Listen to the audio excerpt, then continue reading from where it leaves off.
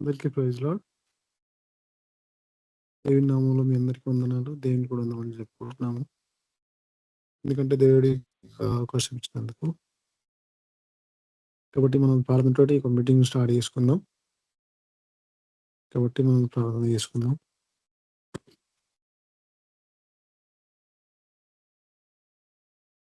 శుద్ధ దేవ గొప్ప దేవునికి వందనాలు చేసినందుని ఈ నామం కొడుకున్న యెహోవా వచ్చిన ప్రతి ఒక్కరు దర్శించి మాట్లాడండి. కావాల్సిన శక్తి ఇచ్చండి రాజా. గొప్ప దానికి వందనాలు చేసినాం.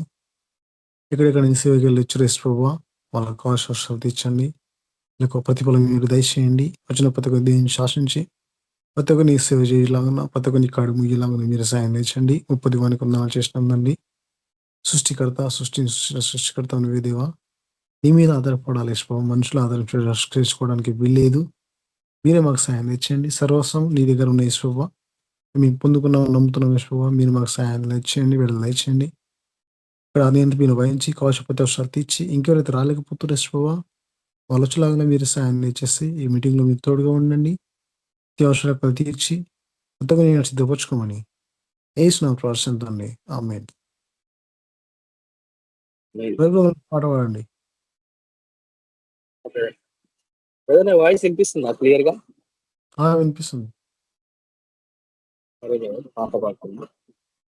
మహిమ నీకే ప్రభువు, ఘనత నీకే ప్రభువు, మహిమ నీకే ప్రభువు, ఘనత నీకే ప్రభువు, స్తుతియు మహిమ ఘనతయు ప్రభావము నీకే ప్రభువు, స్తుతియు మహిమ ఘనతయు ప్రభావము నీకే ప్రభువు, ఆరాధనా ఆరాధనా ఆరాధనా ఆరాధనా ప్రియ యేసు ప్రభువునకే, నా యేసు ప్రభువునకే,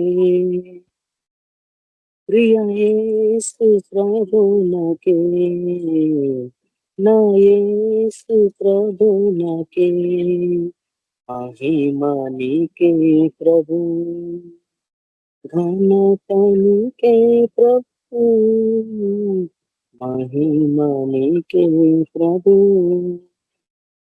సమీపింపరాని తేజస్సునందు వసించు అమరుండవే, శ్రీమంతుడవే సర్వాధిపతివే, నీ సర్వము నాకిచ్చితివే, సమీపింపరాని తేజస్సునందు వసించు అమరుండవే, శ్రీమంతుడవే సర్వాధిపతివే, నీ సర్వము నాకిచ్చితివే, ఆరాధనా ఆరాధనా ప్రియ యేసు ప్రభువునకే, నా యేసు ప్రభువునకే, ప్రియ యేసు ప్రభువునకే, నా యేసు ప్రభువునకే, మహిమ నీకే ప్రభు, ఘనత నీకే ప్రభు, మహిమ నీకే ప్రభు, ఎంతో ప్రేమించి నాకై తెంచి ప్రాణము నర్పించితివే, విలువైన రక్తం చిందించి నన్ను విమోచించితివే, ఎంతో ప్రేమించి నాకై తెంచి ప్రాణము నర్పించితివే, విలువైన రక్తం చిందించి నన్ను విమోచించితివే, ఆరాధనా ఆరాధనా ఆరాధనా ఆరాధనా ప్రియ యేసు ప్రభునాకే నా యేసు ప్రభునాకే ప్రియ యేసు ప్రభునాకే నా యేసు ప్రభునాకే మహిమనికే ప్రభు ఘనత నీకే ప్రభు మహిమనికే ప్రభు ఆశ్చర్యకరమైన నీ వెలుగులోనికి నన్ను పిలిచి వెలిగించితివే నీ గుణాతిశయములు ధరలోని ప్రచురింప ఏర్పరచుకుంటివే ఆశ్చర్యకరమైన నీ వెలుగులోనికి నన్ను పిలిచి వెలిగించితివే నీ గుణాతిశయములు త్వరలోనే ప్రచురింప ఏర్పరచుకుంటివే ఆరాధనా ఆరాధనా ఆరాధనా ఆరాధనా ప్రియ యేసు ప్రభునాకే నా యేసు ప్రభునాకే ప్రియ యేసు ప్రభునాకే నా యేసు ప్రభునాకే మహిమనికే ప్రభు ఘనతనికే ప్రభు మహిమనికే ప్రభు స్తుతియు మహిమ ఘనతయు ప్రభావమునికే ప్రభు స్తుతియు మహిమ ఘనతయు ప్రభావమునికే ప్రభు hallelujah thank you brother praise lord sister brothers అందరూ అందరికీ ప్రైజ్ లార్డ్. పరిశుద్ధులకు దేవ, మహోన్నతులకు తండ్రి, సర్వోన్నతులకు మా యేసయ్య, మీకెంతో సమస్త ఘనత మహిమ ప్రభావాన్ని చెల్లించుకొనిచున్నాం. ప్రభు యొక్క విశ్రాంతి దినంలో ప్రభు మిమ్మల్ని స్థుతించలాగిన తండ్రి, మిమ్మల్ని కొనియాడలాగిన మీరు ఇచ్చిన మరొక అవకాశాన్ని బట్టి మీకు ఎంతో వందనాలు తండ్రి. ప్రభు హృదయంతో, తలంపుతో, మాటలతో, క్రియలతో, కనులతో, కళలో ప్రభు మేము చేస్తున్న ప్రతి పాపంలో క్షమించమని ప్రార్థిస్తున్నాం. మేము పరిశుద్ధత కలిగి ప్రభు మీ సరైన సమయం గడిపే భాగ్యాన్ని, యోగ్యతను మాకు అనుగ్రహించమని ప్రార్థిస్తున్నాం. ఈ యొక్క ఆరాధనలో పాల్పొందిన వారందరినీ, ఈ యొక్క బైబిల్ పాల్పొందిన వారందరినీ ఆశ్రయించండి. నిండు మనసుతో మిమ్మల్ని సేవించి ప్రేమించే బిడ్డగా తయారు చేయండి. ప్రతి కుటుంబం చుట్టూ అగ్ని కంచి పెట్టమని ప్రార్థిస్తున్నాం. నైనా ప్రతి ఆటంకపరచు చీకటి శక్తులను ఏసన్న పాదంలో బంధించమని ప్రార్థిస్తున్నాం తండ్రి. ప్రభా మీ యొక్క వాక్యాన్ని ధ్యానించలాగన్నా అందులో మీ సత్యాన్ని గ్రహించి జీవాన్ని స్వీకరించి ప్రభు మీ కొరకు ప్రతి చోట మమ్మల్ని అందరినీ సాక్షులుగా నిలబెట్టుకోమని ప్రార్థిస్తున్నాం. నీతి సత్యాన్ని ధైర్యంగా ప్రకటించే సేవకులుగా తయారు చేయమని ప్రార్థిస్తున్నాం. ముఖ్యంగా ప్రభు మీకు పరిశుద్ధాత్మ అభిషేకం ప్రతి ఒక్కరికి దయచేయండి. పరిశుద్ధాత్మ అభిషేకం లేకుండా ఎవ్వరం సేవ చేయలేం ప్రభు, మీ కొరకు జీవించలేం. ఎందుకంటే పరిశుద్ధాత్మ వచ్చినప్పుడు మీరు శక్తిని అందుకుని వాక్యం సెలవిస్తుంది. పరిశుద్ధాత్మ మిమ్మల్ని సర్వ సత్యంలోనికి నడిపించాలని వాక్యం సెలవిస్తుంది. అద్భుతమైన ఒక్క విషయంలో కూడా మేము తప్పిపోకుండా తండ్రి ప్రతి విషయంలో మీకు అంగీకారంగా నడిపించమని ప్రార్థిస్తున్నాం. మీ మహిమార్థాన్ని బట్టి మీ రాక వరకు మమ్మల్ని అందరినీ సిద్ధపరచుకోమని యేసు క్రీస్తు పరిశుద్ధ నామంలో ప్రార్థిస్తున్నాం తండ్రి. ఆమేన్. యేసు క్రీస్తు మీకు అందరికీ శుభాభివందనములు. ఈ దినము నవంబర్ 16వ తారీఖు 2025వ సంవత్సరం బాబిలోనియన్ గ్రిగోరియన్ క్యాలెండర్ ప్రకారంగా ప్రతిసారి ఆ క్యాలెండర్ మనల్ని ఒకటే విషయాన్ని సూచిస్తుంది. మనం ఉంటుంది బబులోను కాలము, అది పతనమయ్యే కాలం. కానీ మనం అందులో నుంచి బయటికి వచ్చినాం కాబట్టి దానికి కలిగిన దుస్థితి మనకి కలగదు. కానీ ఈ సత్యాన్ని ఎంతమంది గ్రహించగలరు? ఎవరు దీన్ని ప్రకటించగలరు? అందు నిమిత్తం ప్రభు మనల్ని ఎన్నుకున్నాడు. గొప్ప జన సమూహము ప్రపంచాత్మకంగా ఈ యొక్క బబులోనులో చిక్కబడింది. అదే సుఖమయమైన జీవితము, అదే సమాధానకరమైన జీవితం అని వాళ్ళు అనుకుంటున్నారు. కానీ బబులోను మృతమైందని వాళ్ళకి తెలియదు. దానితో సంధి చేసుకుని మరణంతో నిబంధన చేసుకున్న వారు వాళ్ళు. కాబట్టి ఎటువంటి శ్రమ వారి మీదకి రాదనుకుంటున్నారు. కానీ ఎవరు గురితెరగని సమయంలో జలప్రలయం వచ్చి వారిని అందరినీ కొనిపోయినన్న వాక్యము మనకి జ్ఞాపకం చేయబడుతుంది. కాబట్టి గుర్తెరగని సమయం అంటే క్రైస్తవులు యథావిధిగా జీవిస్తూ ఉంటారు. నేను రక్షణ పొందిన ధీమాగున్నాను, నాకేం కాదులే అని ధీమాగుండి ప్రభుకి బహు దూరంగా వెళ్ళిపోయిన వాళ్ళు. ముఖ్యంగా ప్రకటన గ్రంథము 20వ అధ్యాయం చివరి వాక్యాన్ని మనం చూస్తున్నాం. దాంతో మనం 20వ అధ్యాయాన్ని ముగించుకోబోతున్నాం. అంటే త్వరలో ప్రకటన గ్రంథం మనం ముగించుకోబోతున్నాం. ప్రార్థన పూర్వకంగా ప్రభు ఇంక ఏ విషయాన్ని నడిపిస్తాడో అది గ్రహించాలా, దాన్ని మనం స్వీకరించి ముందు కొనసాగాల. ఒక కొత్త జీవితానికి ప్రభు మనం నడిపిస్తాడని నేను నమ్ముతున్నాను. కొత్త సేవ పరిచర్య కూడా నడిపిస్తాడని నేను నమ్ముతున్నాను. ఎందుకంటే ఆయన వాక్యానికి తగినట్లు విధేయత చూపించిన వారిని మరి విశేషమైన విషయాలతో అతను మనకు అనుగ్రహిస్తున్న విషయం మనం నమ్ముతున్నాం. ఇచ్చిన కొద్ది దాంట్లో విశ్వాసంగా ఉంటే మరి అనేకమైన వాటి మీద నీకు దేవుడు అధికారాన్ని అనుగ్రహిస్తాడు. కలిగిన వాడికి మరి అధికంగా అనుగ్రహించబడను అన్న వాక్యం జ్ఞాపకం చేయబడుతుంది ఈ దినం. కాబట్టి నువ్వు ఎన్ని సత్యాలని సంపూర్ణంగా నీ జీవితంలో స్వీకరించినావు. అబద్ధాన్ని ఇంకా ఆశ్రయిస్తే దాని నుంచి బయటికి రావాలా. కాబట్టి ఇది సత్యము, ఇది అబద్ధము అని నీకు ఎట్లా తెలుస్తుంది? పరిశోధించాలా, లేఖనాలను పరిశోధించమన్నారు. కానీ ఇది నీ వల్ల కాదు పరిశోధించడం. ఎందుకంటే ఏది కరెక్ట్ కాదనేది నీకు ఎట్లా తెలుసు? నీకు ఆ బ్యాక్గ్రౌండ్ కూడా ఉండాలి కదా.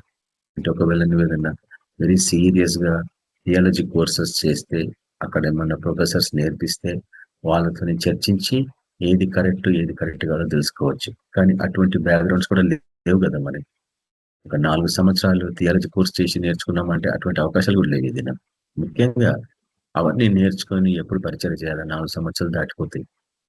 ఆ 4 సంవత్సరాలు ఎన్నో పరిచయాలు చేయొచ్చు. ఎంతో మందికి మనం సువార్త ప్రకటించి వాళ్ళని ప్రవచనంగా నడిపించవచ్చు.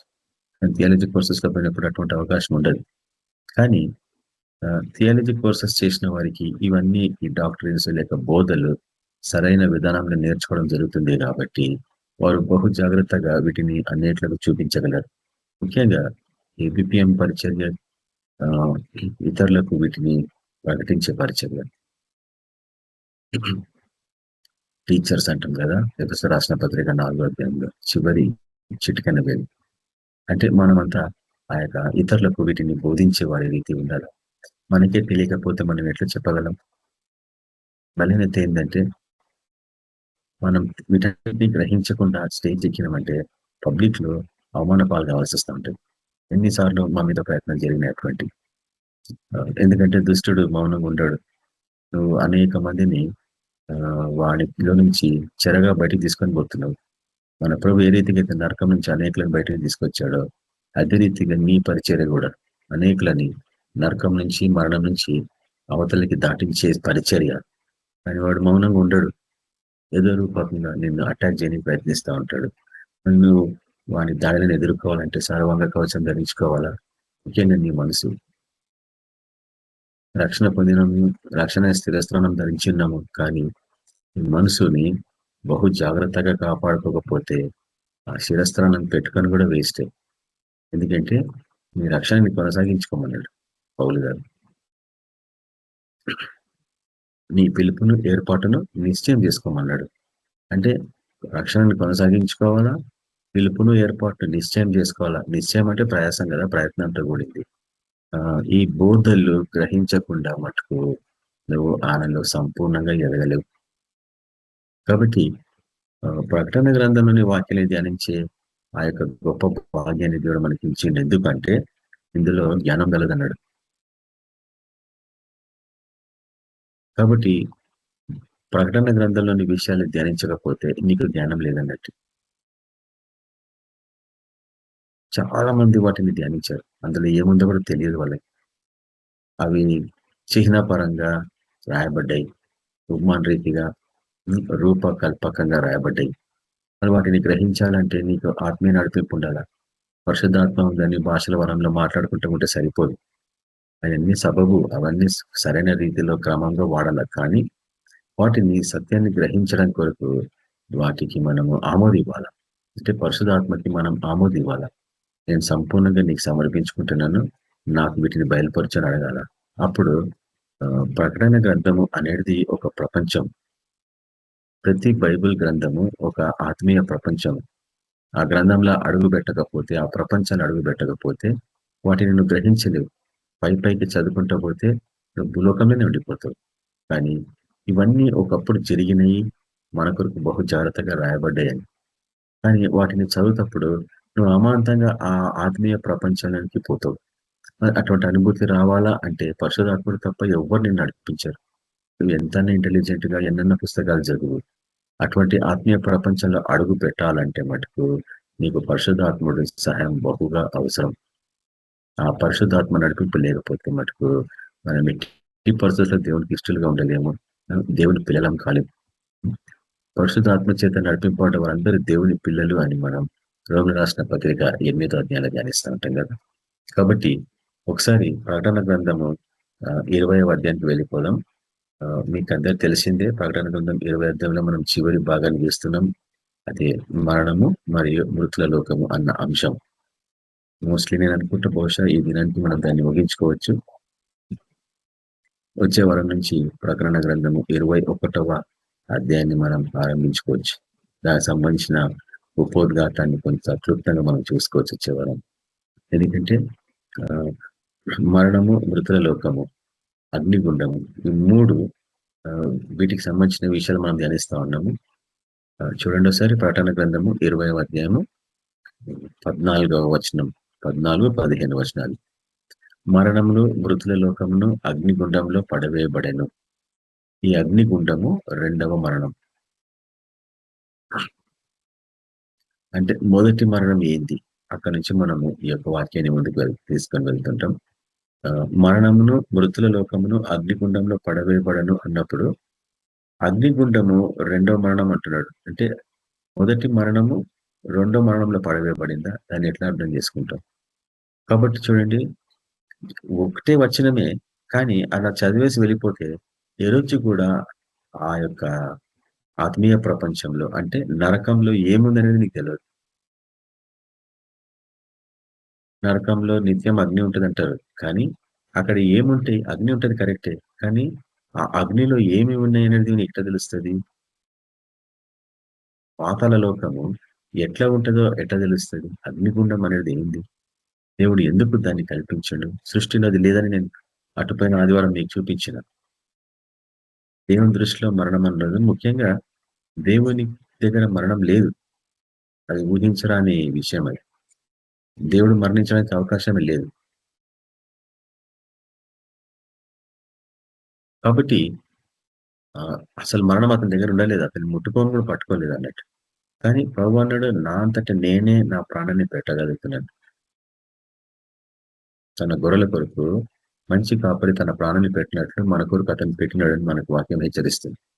దాన్ని తీసుకొని కూడా నాకు అధికారం ఉందన్నాడు. అంటే చెప్పండి, యేసు ప్రభుకి మరణము ఇవ్వడానికి, దాన్ని జీవము అంటే ప్రాణం పెట్టడానికి, దాన్ని ప్రాణాన్ని తిరిగి తీసుకోవడానికి అధికారం ఉంది అన్నాడు. ఆయనలో ఉన్నప్పుడు నీకు కూడా అధికారం ఇస్తాడు కదా. మరణము నీ దగ్గరికి రాకుండా ఉండాలంటే నీకు దాని మీద అధికారం ఉండాలి. అంటే ఊహించుకోండి, ఇటువంటి బోధ లేదు చర్చలో. ఇటువంటి బోధ చెప్తే ఇది అబద్ధ బోధ అంటారు. ఎందుకంటే అందరూ మరణం అవుతున్నారు కాబట్టి.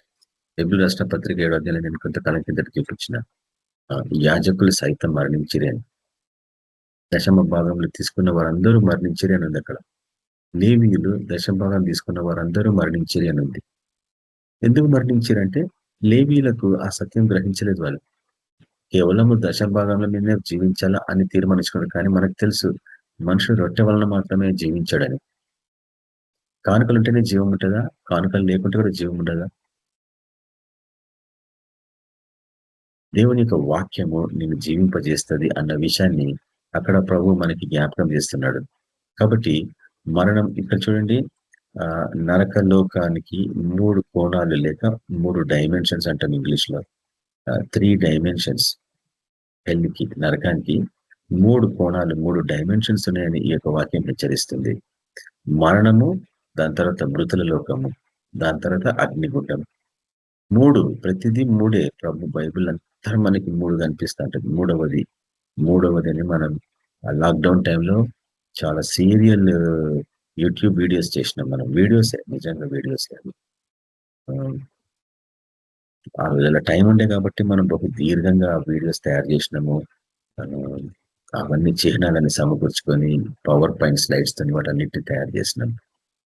కొన్నిసార్లు అవి బెస్ట్ అనిపిస్తుంది నా దృష్టిలో. Best video taping, video recording అనిపిస్తుంది నాకు.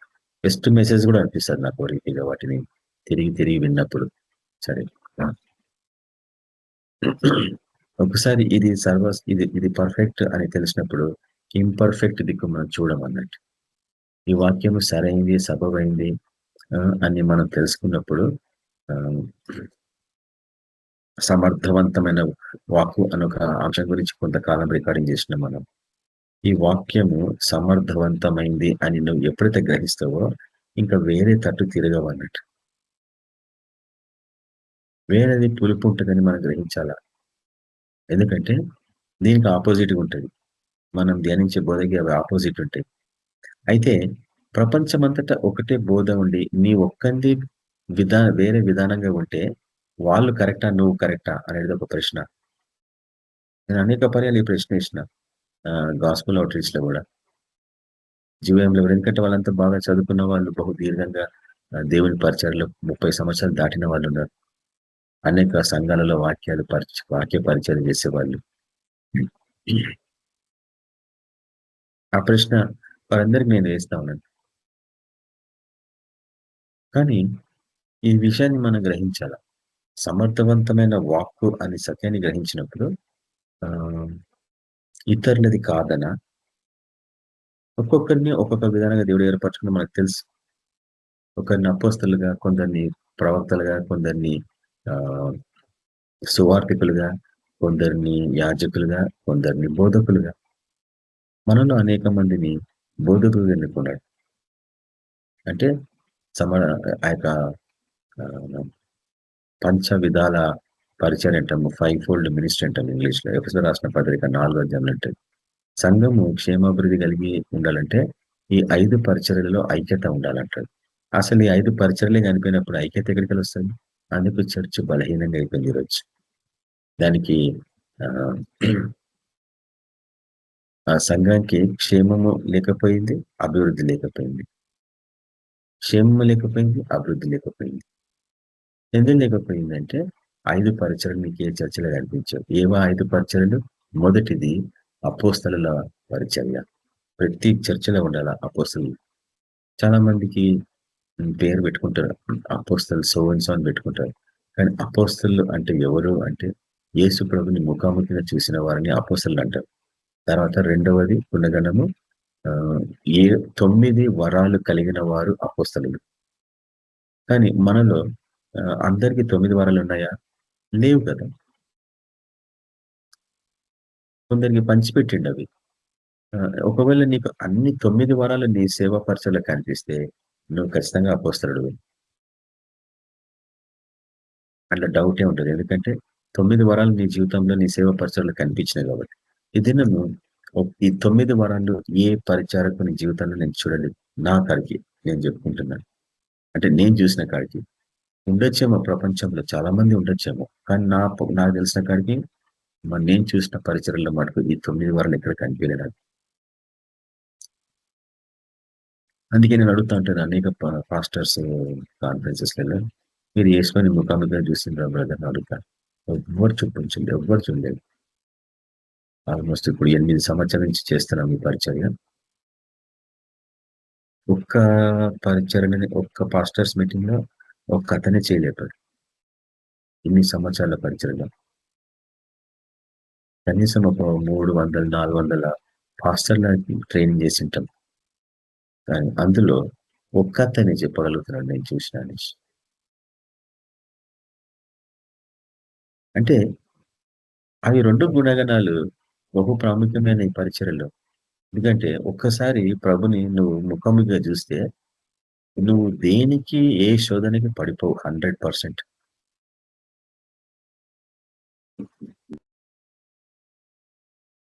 ఎందుకంటే ఇంత తప్పు చేసినా, ఇంత పాపపు నియమం నీలోకి వచ్చినా నీ ఆధిక్యత కింద పడిపోతుంది.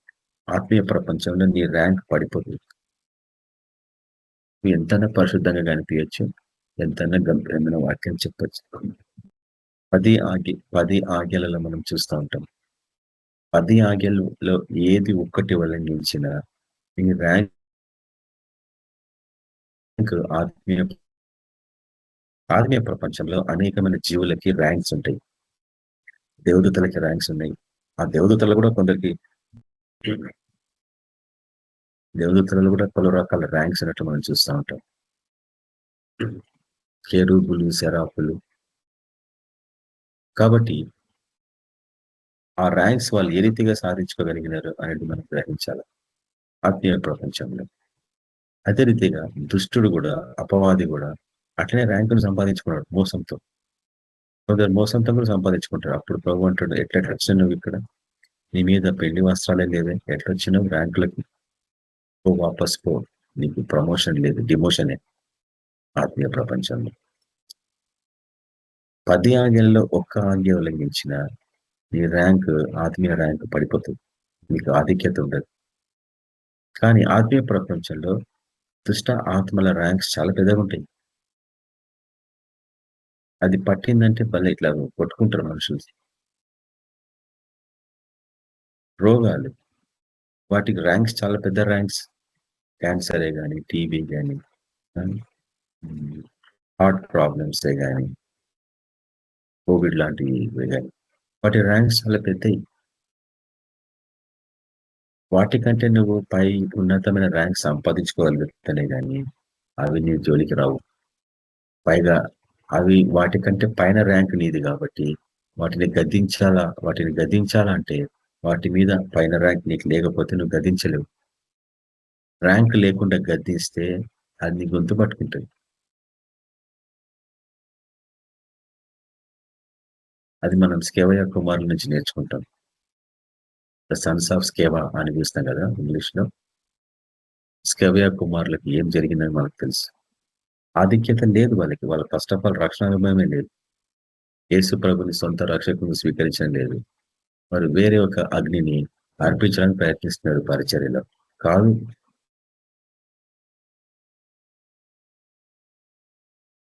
నాకు ఒక బ్రదర్ చెప్తున్నాడు, ఒక గొప్ప దేవజనుడంట. పేరు చెప్పొద్దు కానీ, నేను పేరు చెప్పాను కానీ, చర్చి కూడా చెప్పొద్దు కానీ నేను చెప్పాల్సి వస్తుంది. ఆ బ్రదర్ చాలా గొప్ప దేవజనుడు, చాలా పెద్ద చర్చ్, హెబ్రోన్ చర్చ్ అది. అయితే ఆ పాస్టర్ ఆదివారం చర్చ్ నడిపిస్తున్నాడు, ఆరాధన అయిపోతుంది. అప్పుడు మధ్యలో ఒక స్త్రీ దయ్యం పట్టిన దాన్ని తీసుకొచ్చిండ్రంట పాపం.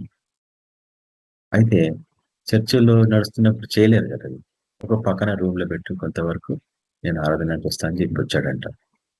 ఇది నేను విన్నది ఎవరి నుంచి? హెబ్రోన్ బ్రదర్స్ నుంచి నేను విన్నాను.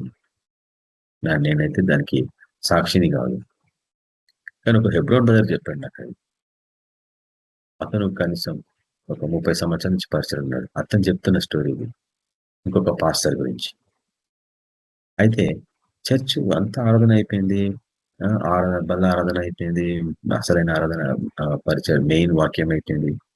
అన్నీ అయిపోయినాక ఇంకా అందరిని పంపించేస్తున్నప్పుడు ఇతను ఈమె కొరకు ప్రేయర్ చేద్దామని వచ్చాడు.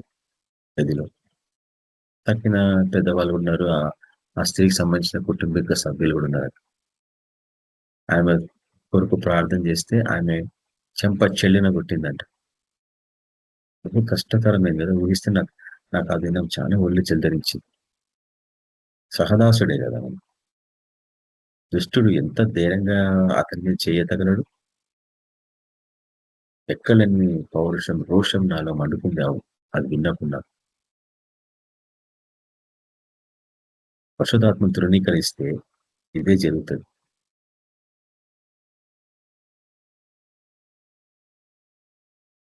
అవమాన పాలే కదా. ఇదిగో సర్పంలోని తెల్లతొగటకు శత్రు బలమంతటికి నీకు అధికారం ఇచ్చిన అన్నాడు. ఏం జరిగింది చెప్పండి? అలా పరిశుద్ధత ఉంది, ఆరాధన ఉంది, బైబిల్ వాక్యంలో బలపడిన వాళ్ళు దాన్ని ఎందుకు ఎదుర్కోలేకపోయినారు? అసలు నీ ఎదుట అది ఎంత ధైర్యంగా నిలబడగలదు? నీ ఎదుట దుష్టాత్మలు నోరు విపత్తు. ఎందుకంటే వాటికి నువ్వు పర్మిషన్ ఇచ్చినావంటే అవి నిన్ను మోసగించి నిన్ను లోపరుచుకుంటాయి. చాలా మంది పరిచయాలు నేను చూసిన దాంతో మాట్లాడిపిస్తుంటారు, ఎంటర్టైన్మెంట్ చేస్తుంటారు, మనుషులు వింటా ఉంటారు. అవి నిజం చెప్తున్నాయి, అబద్ధం చెప్తున్నాయి ఎవరు తెలుసు? ఈ ప్రపంచంలో అడుగుపెట్టి చూస్తే తెలుస్తుంది దాని యొక్క ప్రతిబింబం ఈ లోకంలో ఎట్లుందనేది. మరి ఇటువంటి బోధలు లేవు, ఇటువంటి ఆరాధన, ఇటువంటి వాక్యాల పరిచయం లేదు చర్చెస్లలో. అనుభూతులు 10 మంది ఒకటే బోధన నమ్ముతూ ఒక్కడే వాటికి భిన్నంగా చెప్తుంటే 10 మంది కరెక్ట్ అని అనుకుంటది ఈ లోకం, కానీ ఒక్కడు కరెక్ట్ అని అనుకోదు. ఈ లోకపు నియమం అది. కానీ బైబిల్ అంతటా మనం చూస్తున్నాము. 10 మంది ఒక దిక్కుంటే ఒక్కడు ప్రభు తట్టు ఉన్నట్లు. మికయాని చూడలేదా మనం? ఇర్మియాని చూడలేదా మనం? యెషయాని చూడలేదా మనం? ఆమోసుని చూడలేదా? ఒక్కడే ఎడ్లు కాసుకునేవాడు. 10 మంది ఒక రీతిగా ఉంటే ఈ ప్రవక్త ఒక్కడే ప్రభు పక్షాన నిలబడిండు. ముఖ్యంగా మికాయా విషయంలో నేను చూస్తాను. సిద్కియా అనే ప్రవక్త తన దగ్గర కనీసం 300-400 మంది శిష్యులు ఉంటారు. వాళ్ళందరూ ఒకటే రీతిగా ప్రవర్తిస్తుంటే మికయ్య వారికి భిన్నంగా ప్రకటించిండు. అహాబు యుద్ధానికి పోయి చనిపోలేదు. ఇశ్రాయేలు ప్రజలు పర్వతముల మీద కాపరి లేని గొర్రెల వల్ల ఇటు అటు తిరగడం నేను చూస్తున్నా అంటాడు. ఒక్కడే. సిద్కియా ఏమంటాడు తన శిష్యులతో పాటు కలిసి, ఇనప కొమ్ములు తీసుకొచ్చి ఈ కొమ్ములతో నువ్వు సిరియన్లను పొడిచి చంపేదాం అన్నాడు. అది ఉల్టా జరిగింది మనం చూస్తాం కదా. నిప్పు ముఖం తెలియన కూడా గాలిలోకి బాణం విసిరేస్తే అది వచ్చి అహాబు గుచ్చుకోవడం, మికయా ప్రవచనం నెరవేరడం.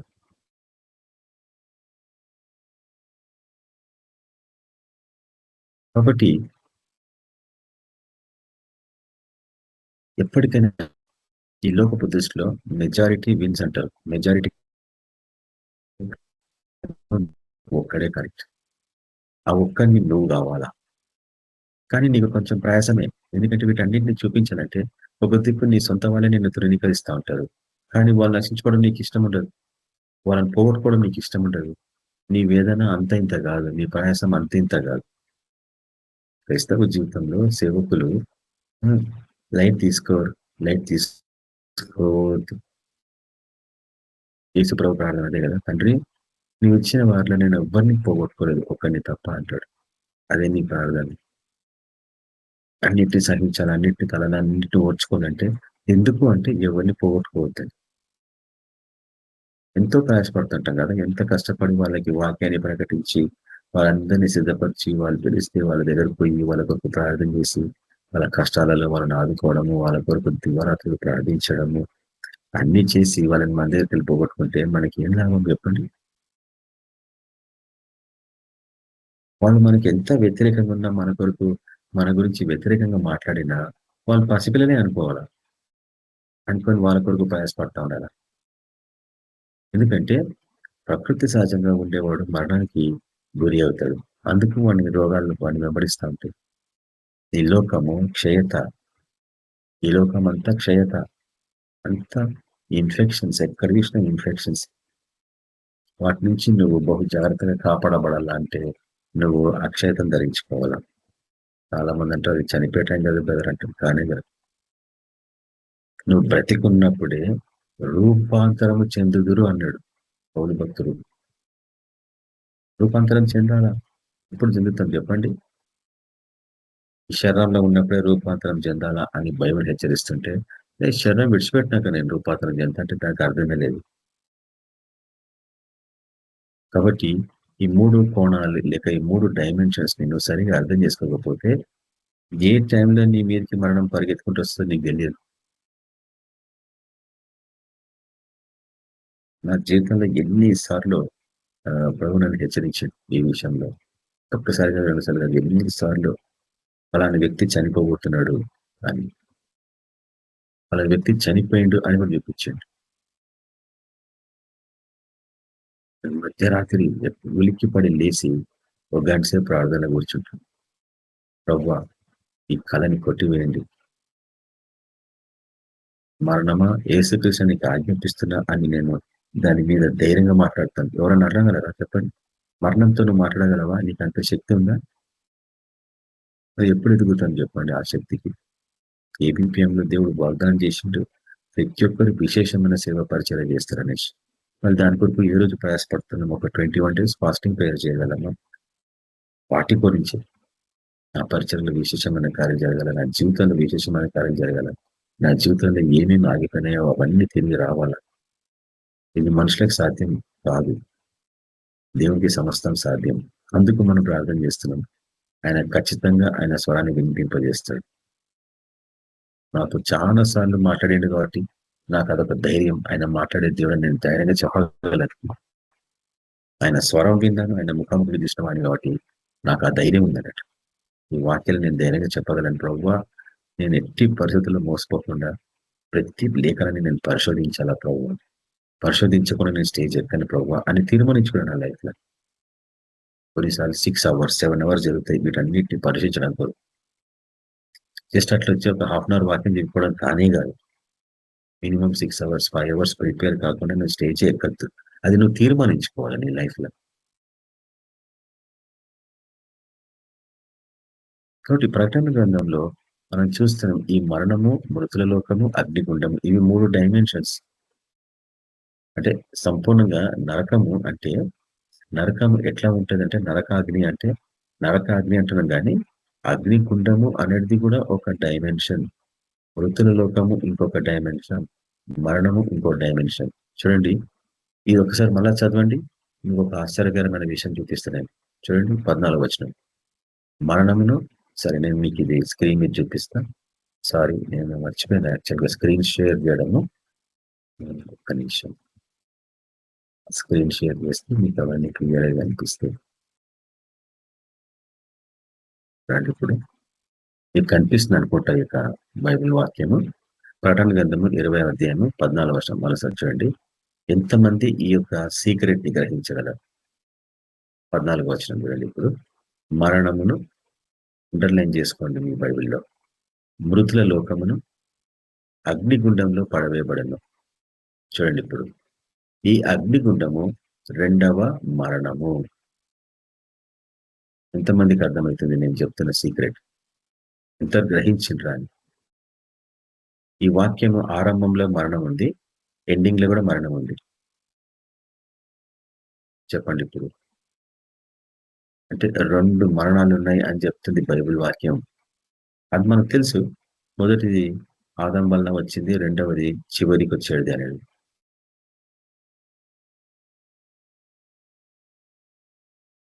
ఇక్కడ 2 మరణాల గురించి చెప్పబడతా ఉంది. ఈ 2 మరణాల గురించి ఇది నేను కొన్ని క్లుప్తంగా మీకు చూపించేస్తే వీటి నుంచి మనం త్వరగా బయటకు వచ్చేయచ్చు. కాబట్టి మొదటిగా చూడండి, ఆదికాండము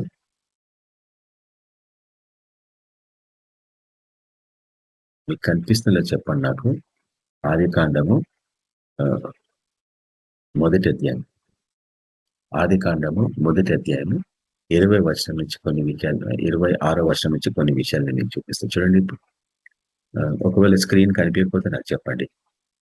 ఆదికాండము మొదటి అధ్యాయము 26వ వచనం నుంచి. దేవుడు మన స్వరూపమందు మన పోలిక చొప్పున నరులను చేదము. ఈ వాక్యము అనేక పర్యాలు మీరు చదివింటారు కదా. దేవుడు మన స్వరూపమందు మన పోలిక చొప్పున అంటే అన్ని విధాలుగా నువ్వు దేవుడివే అని చెప్తుంది వాక్యం. కానీ నువ్వు దేవుడివా? నిజంగా చెప్పండి. అంటే ఈ లోకానికి నిన్ను దేవునిగా పెట్టిండు అని చెప్తున్న తర్వాత వాక్యం. కానీ నీ దైవత్వాన్ని వాడు దొంగలించి వాడు ఈ లోకానికి దేవుడు ఏంటనేసి బైబిల్ సెలవిస్తుంది.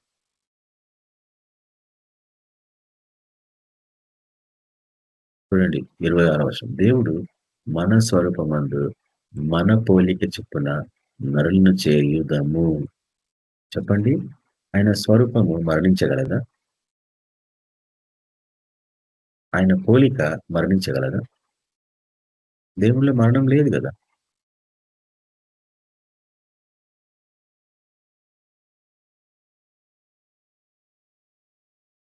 ఎట్టి పరిస్థితుల్లో అది మనం ఊహించలేం. దేవుళ్ళో మరణం ఉంటుంది, దేవుడు మరణిస్తాడని మనం ఊహించలేం. చాలా మంది అంటారు, మరి యేసు మరణించింది కదా అంటే మనకు తెలుసు ఆయనకు అధికారం ఉంది మరణం ప్రాణాన్ని పెట్టడానికి తీసుకోవడానికి కొరకు. ఎందుకు చూపించిండు అంటే మనకు తెలుసు ఎన్నో ఆ యొక్క ఆ యొక్క సిలువకు సంబంధించిన ధ్యానించినప్పుడు ఎన్నెన్నో విషయాలు బయటకు వస్తా ఉంటాయి. మనకు తెలిసింది ఒక్కటే, పాపం మీద విజయం. మన పాపం అక్కడ భరించిండు, మనకు బదులైన మరణించిండు, ఇవే తెలుసు మనకి. కానీ అనేకమైన విషయాలు అక్కడ సిలువ ధ్యానంలో మనం చూసినాం గతంలో. ఏదన్నా ఒకరోజు అవకాశం ఉంటే వాటన్నిటిని సీరియల్ గా మనం రికార్డ్ చేయొచ్చు. మూడవదిగా ఆయన శత్రువుని సిలువకి, పాపంని సిలువకి వేసుకొట్టినట్లు శత్రువుని నిరాధారణగా చేసిండు సిలువలో. శత్రువుని శాశ్వతంగా బలహీనుని చేసిండు. వాడికి ఇంకా ఏ ఆయుధాలు లేవు, నువ్వు ఇవ్వద్దు. మనిషి అనేవాడు ఇస్తుండు వాడికి ఆయుధాలు, నేను ఇవ్వను. నేను దొంగతనం చేస్తే వాడికి ఒక ఆయుధం ఇచ్చిన వాడిని, నేను మోసం చేస్తే వాడికి ఒక ఆయుధం ఇచ్చిన వాడిని, నేను విగ్రహాల దిక్కున్నైతే వాడికి ఒక ఆయుధం ఇచ్చిన వాడిని, పొరుగు వాడిని ఏది ఆశించినను వాడికి ఆయుధం ఇచ్చిన వాడిని, ఏ 10 ఆజ్ఞలలో ఏది ఉల్లంఘించినను వాడికి నేను అనేకమైన ఆయుధాలు ఇచ్చిన వాడిని. వానికి నేను బానిసనవుతున్నాను, నేను కానిట్టి పరిస్థితుల్లో. శరీర వ్యామోహాలను అన్నిటిని ఛేదించుకొని, కాంప్రమైజ్ అయిపోయి వాటన్నిటిని దూరపరచుకొని, వదకు తేబడ్డ గొర్రెపిల్ల జీవితాన్ని అనుభవంలోనికి వెళ్ళిపోయి జీవించగలిగితే కానీ మనము వాడి మీద మనం ఎట్టి పరిస్థితుల్లో విజయం పొందలేము. వాడు నాకు దేవుడు కాదు. 10 ఆజ్ఞలు ఉల్లంఘించే వాళ్ళందరికీ వాడు దేవుడు.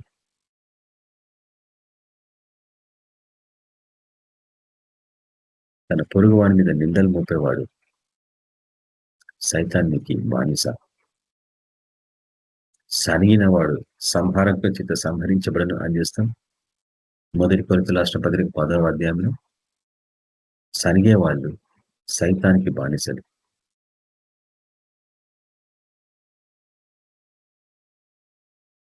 కాబట్టి ఆయన స్వరూపము ఎట్టి పరిస్థితుల్లో చవడానికి వీల్లేదు.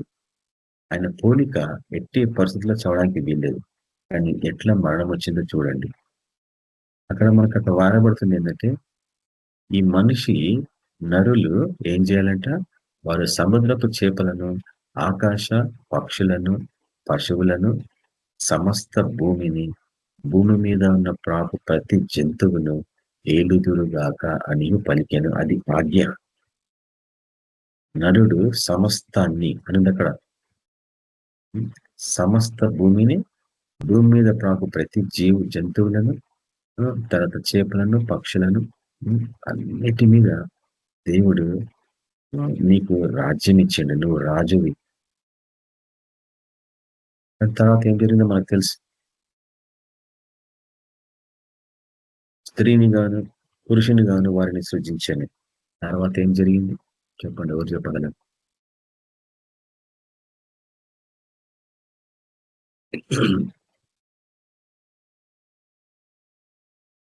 ఇరవై 29వ వర్షం చూడండి. ఆదికాండము 1వ అధ్యాయము 29వ వచనం.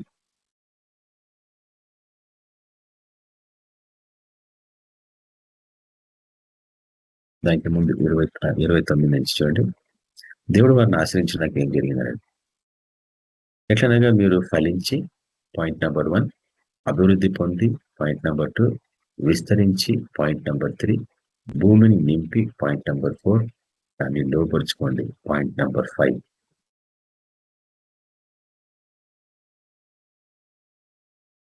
ఈ 5 నువ్వు ఎక్కడ తప్పిపోయినా ఆయన ఆశీర్వాదం నీలో లేదన్నట్టు, నీ మీద లేనట్టు.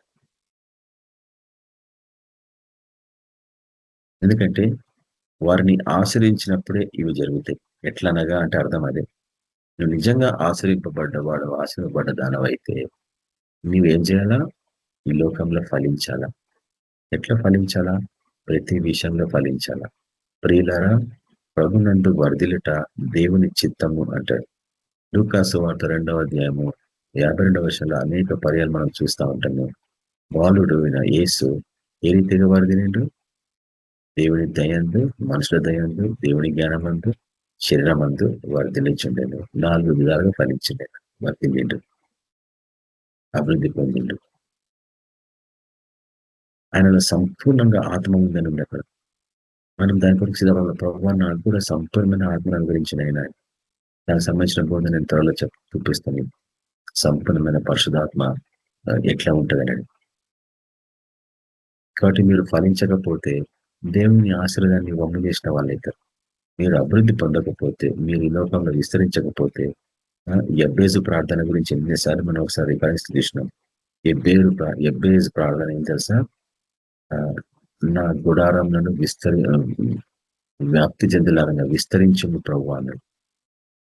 ఎబ్బేజు ప్రార్థన నీ గుడారాన్ని విస్తరించాలా, నీ పరిచర్య విస్తరించాలా, ప్రకృతి పరంగా నీ జీవితం విస్తరించాలా, నీ కుటుంబాలు విస్తరించాలా. కాంప్రమైజ్ కావద్దు. వాక్యాన్ని దేవుడు నీకు అనుగ్రహించినప్పుడు అది నీదవుతుంది. నువ్వు దాన్ని పాటించుకోకపోతే వేస్ట్. త్వరలో ఇంకా ఒక విషయాన్ని డిపెండ్ క్లోజ్ చేస్తాను ఇంకొక 10 minutes లో. ఎందుకంటే మన కమిట్మెంట్ ఓన్లీ 45 minutes. విధేయత కూడా బహు ప్రాముఖ్యమైంది కదా. 45 minutes అంటే 1 hour తీసుకుంటే ఎవరికి ఉంటుంది ఓపిక చెప్పండి. ఆన్లైన్ అది కూడా 10 o'clock తర్వాత అలసిపోయి వస్తాం కదా అందరం ఇంటికి. Short 45 minutes. యాక్చువల్గా అయితే 30 minutes, కానీ మనం ఒక 15 minutes ఎక్స్ట్రా పెడుతున్నాం. 45 minutes చెప్పిన ప్రతి వాక్యాన్ని మనుషులు నిజంగా రిజిస్టర్ చేసుకోగలరు వాళ్ళ మైండ్ లో. ఒకసారి మనం ప్రశ్నించుకోవాలా. బోధకులం 45 minutes చెప్పబడ్డ వాక్యము ఎవడైనా గుర్తు చేసుకుంటాడా? ఏం విన్నాము అని అడిగితే అప్పుడు తెలుస్తుంది సత్యం. వాటిని మనం జాగ్రత్తగా పరిశీలించాలి కదా. ప్రతి విషయంలో సంపూర్ణ ఒకటకు సాగిపోతాం అంటాడు పౌలు. నీ జీవితం నా జీవితం అంతే.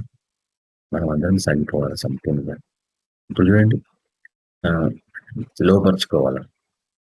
తర్వాత ఈ సముద్ర చేపలు, ఆకాశ పక్షులు, భూమి మీద ప్రతి జీవి, ఇవి 3 డైమెన్షన్స్. ఇవి 3 కోణాలు. ఆకాశము, భూమి, సముద్రము.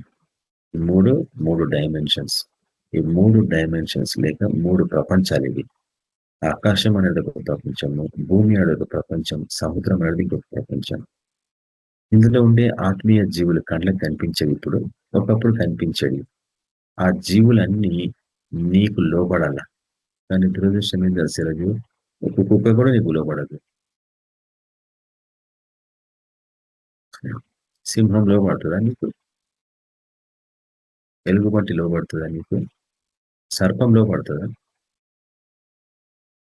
కానీ ఇక్కడ వాక్యం అదే చెప్తుంది, వాటిని లోపరుచుకోమంటున్నాడు దేవుడు. అంటే ప్రయత్నం చేయాలి కదా. లోపరుచుకోవడం అంటే ఎట్లా లోపరుచుకుంటాం? పక్షులు నీ మాట వినాలంతే, కానీ అవి ప్రకృతి పరమైన. నేను చెప్పేది ఆత్మీయ పరమైన.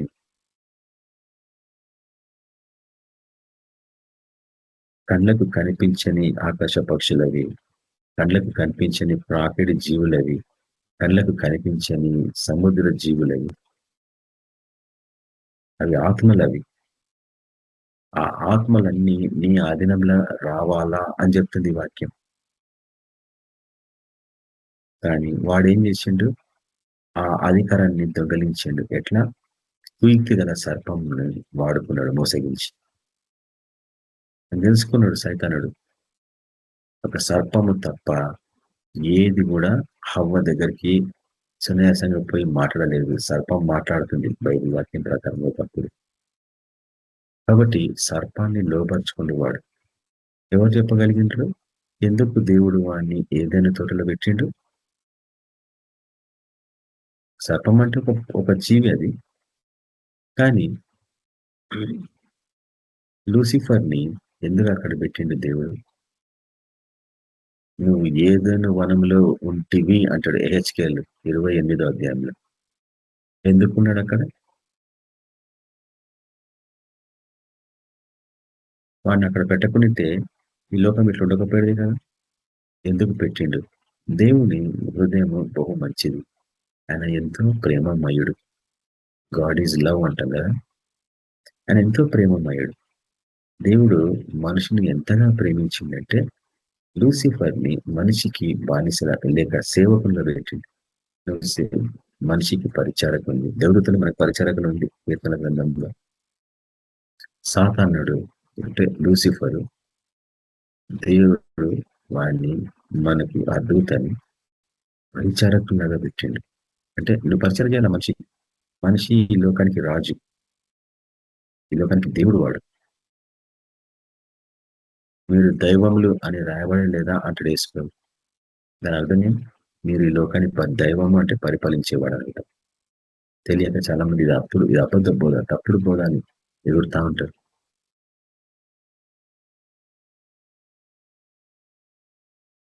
కానీ ఏం జరిగిందని అనేది మనం అక్కడ చూస్తున్నాం. వాడు కుయుక్తి గలవాడు సర్పంని మోసగించి వాడు ఒక ర్యాంక్ సంపాదించుకున్నాడు. దాని తర్వాత సర్పం ద్వారా హవ్వని మోసగించి ఇంకొక ర్యాంక్ సంపాదించుకున్నాడు. హవ్వ ద్వారా ఆదాంని మోసగించి టాప్ ర్యాంక్ సంపాదించుకున్నాడు. వాడి విధానం అది. ఈ సీక్రెట్ నీకు అర్థమైతే ఆత్మీయ ప్రపంచంలో నువ్వు ఎట్లా ర్యాంకులు సంపాదిస్తావు తెలుసా? ప్రతిసారి నువ్వు ఆ దయ్యాలను వెలగొట్టినప్పుడు నీ ర్యాంక్ నెక్స్ట్ లెవెల్లో వెళుతుంది. ఎందుకో తెలుసా? పరలోకంలో నీ ఆనందం అధికమగా నడుచుకో. నీ ర్యాంక్ ఆత్మీయ ప్రపంచంలో పెరుగుతూ ఉంటుంది. దయ్యాలు వెలగొట్టలేవు నువ్వు పరిశుధాత్మ అభిషేకం లేకుండా. రోగాల మీద నీకు అధికారం దొరకదు పరిశుధాత్మ లేకుండా. ఏ రోగం నీ మాట వినదు, జ్వరం కూడా వినదు. జ్వరమా విడిచిపెట్టి పో అంటే పోవాల్సిందే యేసు క్రీస్తు నామములో.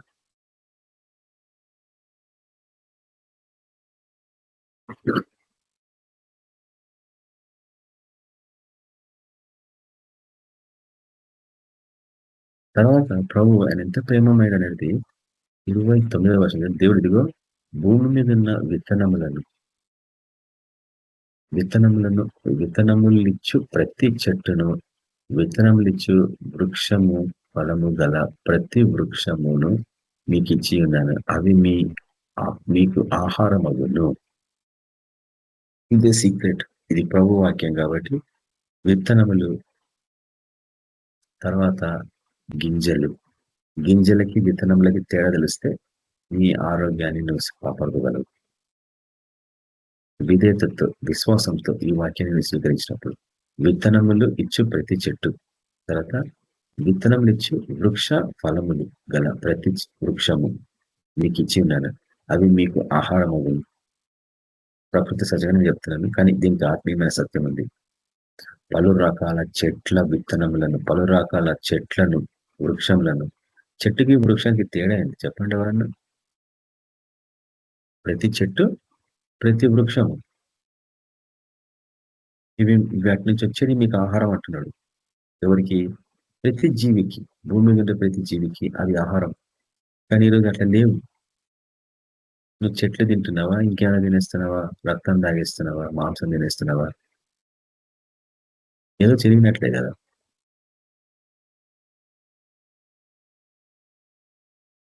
భూమి మీద నుండి జంతువులన్నిటిలో అన్నిటికీ ఆకాశ పక్షాన్నిటిని, భూమి మీద ప్రాకు సమస్త జీవులకును పచ్చని చెట్లన్నీ ఆహారం అగును అని పలికాను. ఆ ప్రకారమైన చూడండి, ఈ సీక్రెట్ నేను ఈరోజు మీకు చూపిస్తున్నాను. పచ్చని చెట్టులన్నీ మీకు ఆహారం అగును. ఎందుకంటే ఈ పచ్చదనంలో ఏముంటదంటే క్లోరోఫిల్ ఉంటుంది. సైన్స్ ప్రకారంగా క్లోరోఫిల్ అనేది పచ్చదనం. అయితే కొన్ని పురుగులు ఒక ఆకును పట్టుకుంటే ఆ పచ్చదనాన్ని తినేస్తే ఆకు తెల్లగా వాడిపోయినట్టు కనిపిస్తుంది. ఎందుకంటే ఆ పచ్చదనంలో దేవుడు ఒక రహస్యాన్ని పెట్టిండే. దాన్ని ఇంగ్లీష్ లో క్లోరోఫిల్ అంటాం మనము. అది ఏం చేస్తుందంటే నీ బాడీలోని విష పదార్థాలను అన్నింటినీ బయటికి తోలేస్తుంది, తరిమేస్తుంది. అప్పుడు ఏమైందంటే నీ బాడీలోని విషమంతా పోయినప్పుడు అది ప్యూరిఫై అయిపోతుంది. బాడీ, నీ రక్తము ప్యూరిఫై అయిపోతుంది.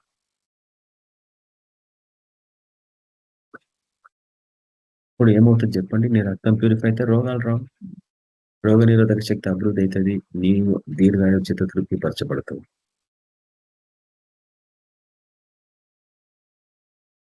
అదొక కండిషన్. తల్లిదండ్రులు కూడా సన్మానించాలా.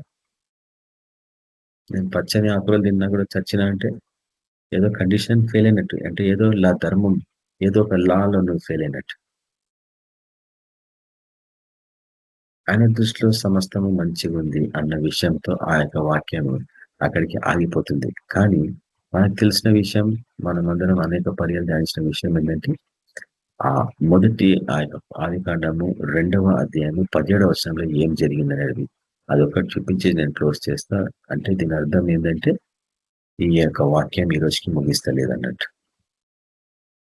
చూడండి, ఆదికాండము 2వ అధ్యాయము 17వ వచనం.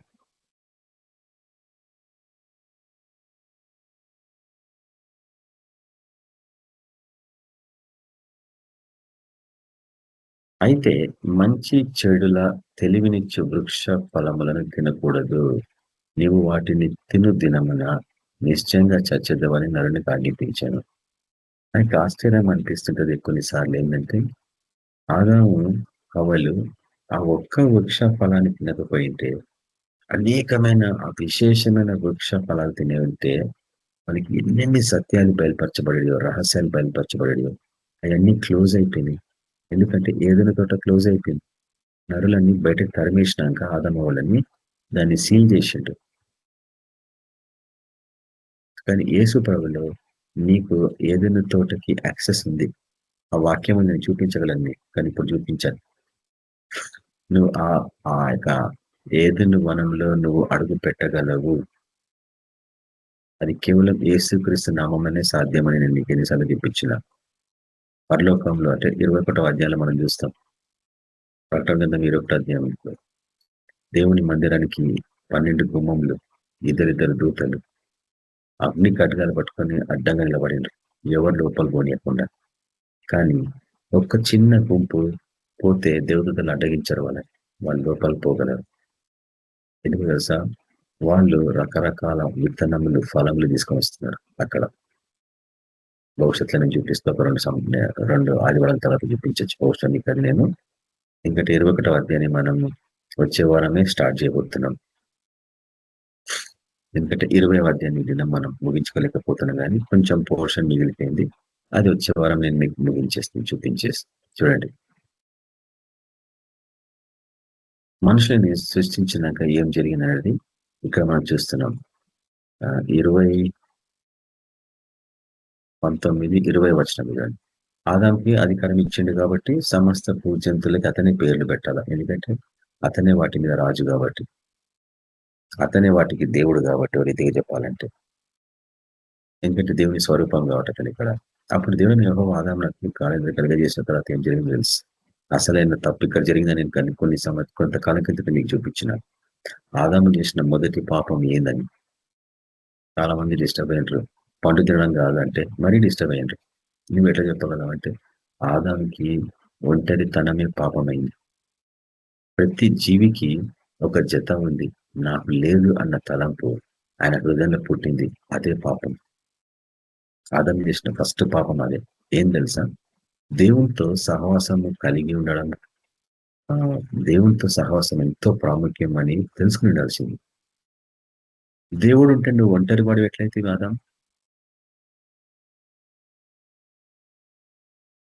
దేవుని సహవాసం నీకుంటే నువ్వు ఒంటరి వాడు ఎట్లయితే. తప్పుగా తీసుకోద్ది ఈ విషయాన్ని. అంటే ఆదాము తన హృదయంలో ఆలోచించాడు, ఆ ఆలోచన తప్పు. ఆ ఆలోచన దేవుడు గ్రహించగలిగిన హృదయ రహస్యాలని గ్రహించే గొప్ప దేవుడు మన తండ్రి. అందుకు గాడిద కలిగించి తన పక్కటెముక నుంచి స్త్రీని చేసినట్టు మనం చూస్తాం.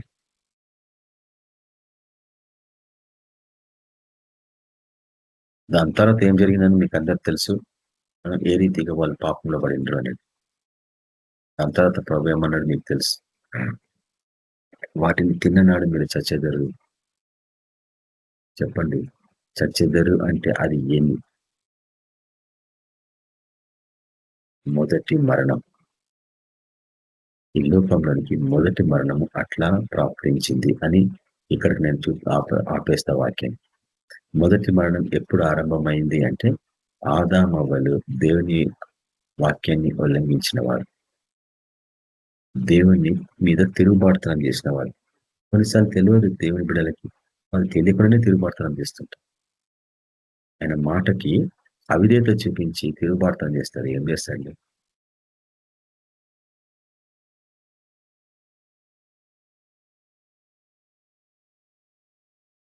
డాక్టర్ స్టీఫెన్ వేదాంగ్ ఆయన ఒక గొప్ప దైవజనుడు విశాఖపట్నంలో.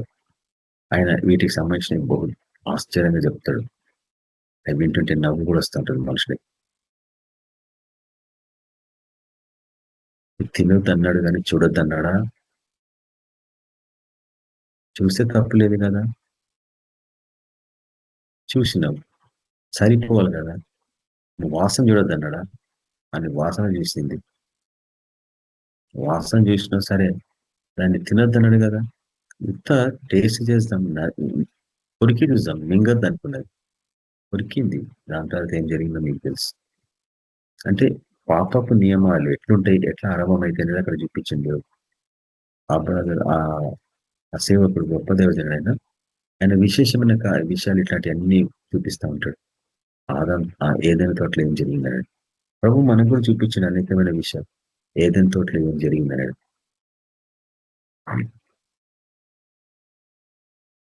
దాని తర్వాత వాడు ఎట్లా జీవించినాడు మీకు తెలుసు.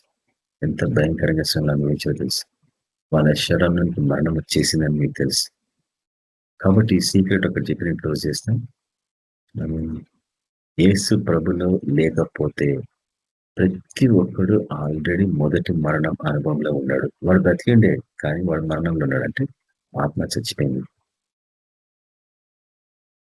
కుటుంబకులే గాని, బంధువులే గాని, స్నేహితులే గాని, ఎవరైనా గాని, మనకు తెలిసిన వారు యేసు ప్రభుని స్వీకరించకపోతే సొంత రక్షకునిగా వాళ్ళందరూ మొదటి మరణంలో ఉన్నవారే. ఇది ఆదాము నుంచి మనకు అనుగ్రహించబడ్డ మరణం. ఇప్పుడు ఒక విషయం నేను చెప్పాలనుకుంటున్నాను. సువార్త పరిచారకులు, సువార్త ప్రకటించేవారు ఈ సత్యాన్ని గ్రహించారు. నీ పరిచర్య దేవుడు సమృద్ధిగా ఆశీర్దిస్తాడు. ఎందుకు మనుషులు రక్షణ పొందాలంటే ఇక్కడి నుంచి నువ్వు చెప్పగలవా? నువ్వు ఎప్పుడు చెప్పలేదు నాకు తెలుసు, నువ్వు చెప్పలేవు నాకు తెలుసు. కానీ ఈ దినం ఈ సత్యం నీకు బయలుపరచబడ్డాక నువ్వు చెప్తే ఏమో తెలుసా, ఎంతో మంది ప్రభుని స్వీకరిస్తారు. నేను చెప్తున్న గ్యారెంటీగా. ఎంత గంభీరంగా అరిచినా, గొప్ప గొప్ప పాటలు పాడినా, ఈ సత్యము బయటికి రాకపోతే మనుషులు యేసు ప్రభుని స్వీకరించారు. ఎందుకు మీరు యేసుని ప్రకటిస్తారంటే ఈ స్టోరీ నువ్వు చెప్పగలవా? మనిషి పుట్టుకతోనే పాపి అంటే అర్థం ఏందో చెప్పగలవా?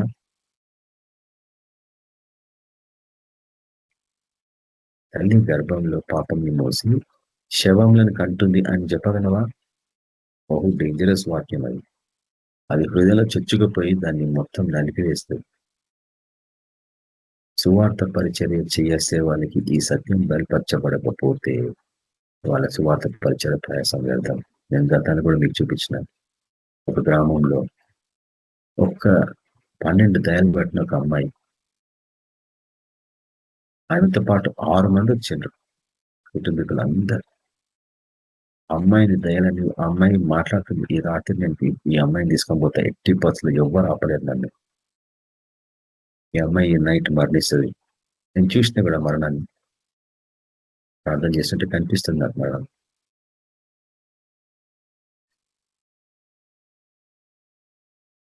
ఆ అమ్మాయిలో ఉన్న దురాత్మలన్నీ ఒకదాని వెంబడి అన్ని వెళ్ళిపోయాక ఆ అమ్మాయితో పాపాలు పెంచినప్పుడు ఏం జరిగిందంటే, దేవుడు పరిశుధాత్మ ఎట్లా మాట్లాడుతాడంటే, ఫస్ట్ ఏం చెప్పిందంటే, తల్లిదండ్రులు కుటుంబీకులు అందరూ పాపాలు ఒప్పుకోవాలని, మీ బిడ్డ నుంచి దుష్టాత్మలు విడిచిపోకపోవాలని వాళ్ళందరితో పాపాలు ఒప్పించిన.